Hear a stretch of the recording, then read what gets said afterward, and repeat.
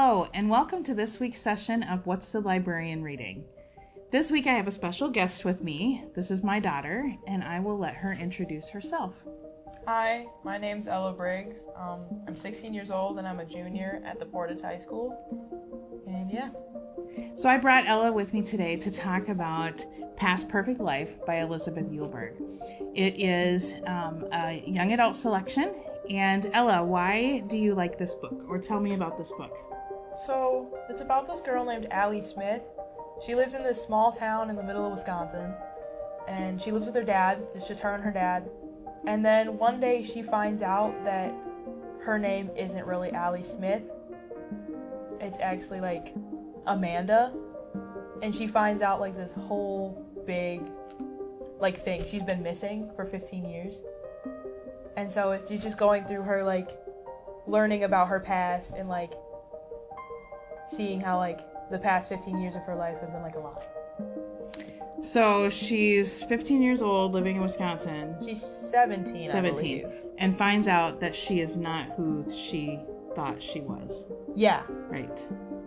And this book tells us how she goes through finding out who she really is. She finds out who she really is, and then like completely like switches her life over to her new, like her real family. And it's a lot. And I can't really say much without spoiling it, so that's why I'm like... Was she kidnapped? Yes, she was kind of. Kind of, okay. So, who is the author of this, Ella? Elizabeth Eulberg. And you have an interesting story about how you met this author, right? Yeah, I did. So, I was in the Portage High School jazz band, and every summer we do concerts in our town where it's like by the VFW post. So what we do is we play outside it's free and anyone can come.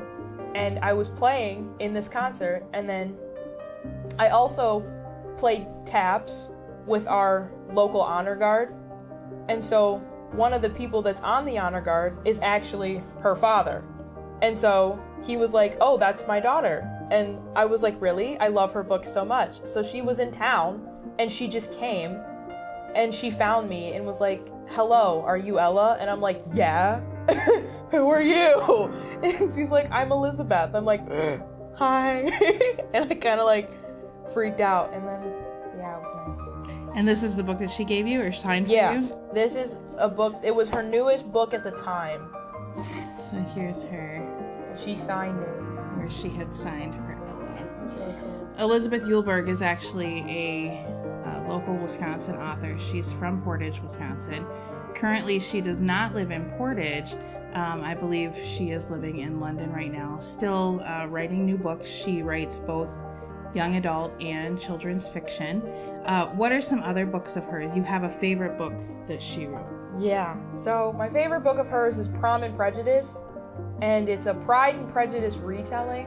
So it's basically if Fitzwilliam Darcy and like Lizzie Bennet were 17-year-olds about to like now.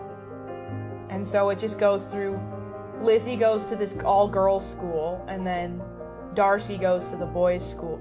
And the character traits are kind of the same. So Lizzie's really outspoken and really smart, and Darcy's mean and doesn't like anyone, and also smart. It's kind of the... So if you've read the original Pride and Prejudice, you will recognize characters. Oh yeah, definitely. In Pride and Prejudice. And they're also connected really well. Like they're connected in ways that make sense. Like Lizzie goes to Longbourn Academy, and in Pride and Prejudice, that's the name of their house. They live in the Longbourn Estate or something. And Darcy lives in Pride and Prejudice, he lives in Pemberley, like Pemberley Estate or something. And he goes to Pemberley Prep or something, which is his boys' school in Pride and Prejudice. So like it's really obvious connections, which I really like that. What's your favorite thing about that story? You told me that you've read it 3 times, right? Yeah. What is it that keeps you going back to it to read again?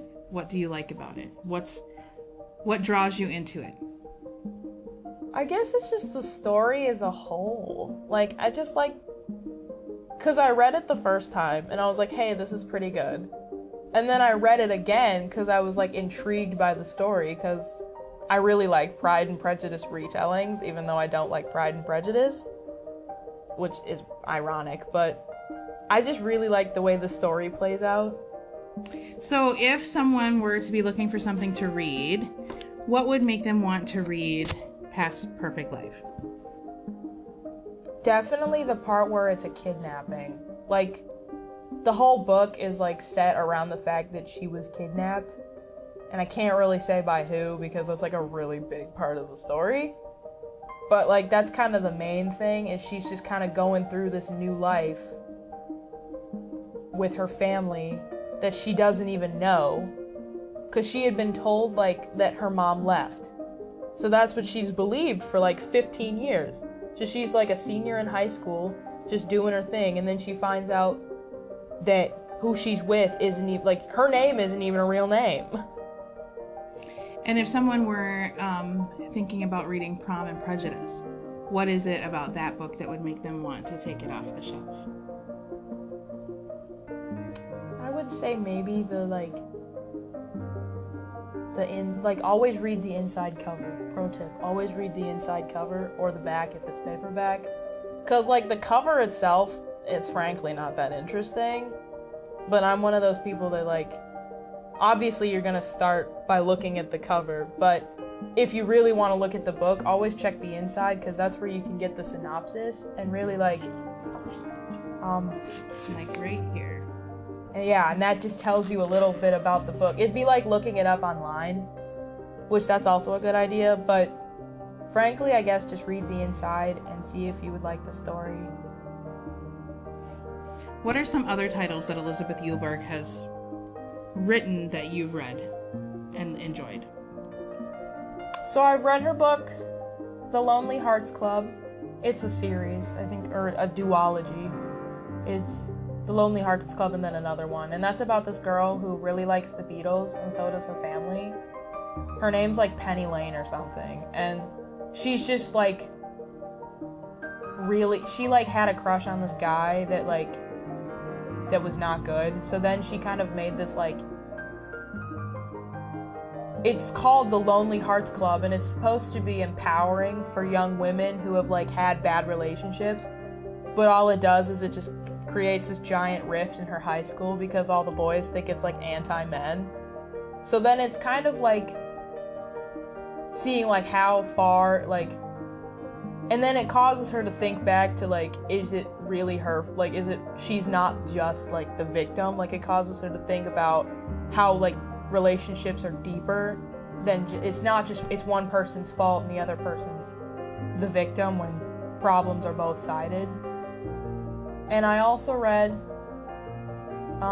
Better Off Friends, which is your classic like frenemies turned lovers trope. So it's these two kids, and they grew up together, and they watch each other, like they even have like different relationships whilst also being in love with each other at the same time. They were just kind of like too scared to tell each other. And so, I mean, it just goes, it's a dual narrative. So it's told from the boy's perspective. It's a boy and a girl, and it's told from the boy's perspective and the girl's perspective. And you just see how they've like, how both of their storylines have like intersected. So that was pretty good. And then another one I really liked was called Just Another Girl. And this is also dual narrative, and it's these two girls that like the same boy. Yeah, classic love triangle. Mm-hmm. It's your classic love triangle, and one of them, she's Cuban American, I believe, or I think she's Cuban American. She's Cuban American. And anyway, she's really curvy and thinks she looks terrible. She thinks she's fat, so she's really insecure, and she has a crush on her best friend, who is the boyfriend of the other girl, who is like skinny and white, but she's really, really, like, she has a really bad situation, like, that you would not expect. And so it's just talking about how it's sort of the like don't judge a book by its cover thing, because as you learn about these characters, and you start to realize that like not everyone's story is as blatant and obvious, as transparent as you would think. Mm-hmm. So you have said that Elizabeth Eulberg has become one of your favorite authors. Explain that. I guess she's been one of my favorite authors because I consistently go back to her. Like, I think I've read like maybe 7 of her books, and I think that's the most books I've ever read by a single author. Like, I'm not really that committed to, like, except for maybe Marissa Meyer, but yeah, like, she's one of the only ones where I just like kept going. Not only just particular books I like. It was like, what would happen is I'd pick up a book and then it happened to be by her, and then I would see that I really liked the book. Mm-hmm. So it was sort of like accidental. Nice. I like that. All right. Thank you so much for coming today, Ella. Thanks for having me. Thank you.